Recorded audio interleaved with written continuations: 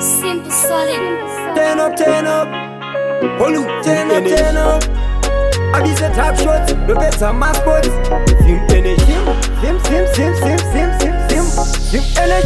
sim energy. Pateka kinetic, kero kuma athletic. More energy, that's physics. Second dipe kuno simple solid. Sim energy, inonzi sim energy. Izimu kwete jimu energy. Upper one voice, itimu energy. Cafe ine ma percentage.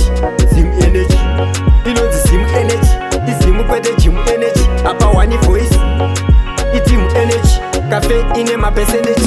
Kero ma driver mumugwagwa nezimu energy aumbotakwa pane rimwe power rinotsaka ndakuti declare sim energy pampaka saka ndoti get energy kwete yemuramba doro ndiri kuteresi ndakutora mbadoro haikona kuzogarira tsono sim energy bhobho kana pari pasoro inonzi zimu energy izimu kwete jimu energy apa one voice itimu energy cafe ine ma percentage sim energy inonzi zimu energy izimu kwete jimu energy apa one voice itimu energy cafe ine ma percentage ukanzwa kuti wova wiki tora umborova sipi pawa rinouya kwiki apa ndakupa tipi apa kutenga iri chipi oiisa mufiriji mutipi uchida nechidhingi apa ndatokupa lingi usarambe wati kwingi zim energy pamusoro kunge tindi zvagara zvakanyorwa zvakaiswa muzim energy kwete kainetiki kero kuma athletiki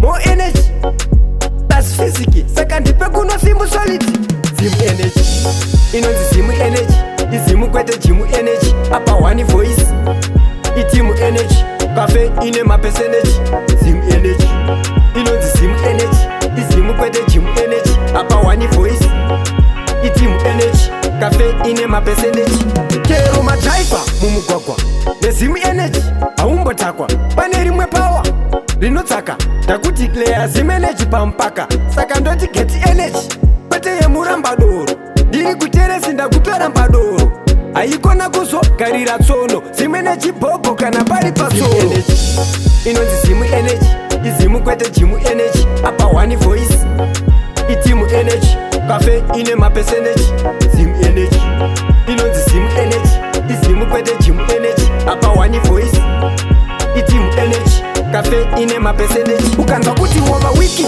tora umborova sipi pawa rinouya kwiki apa ndakupa tipi apa kutenga iri chipi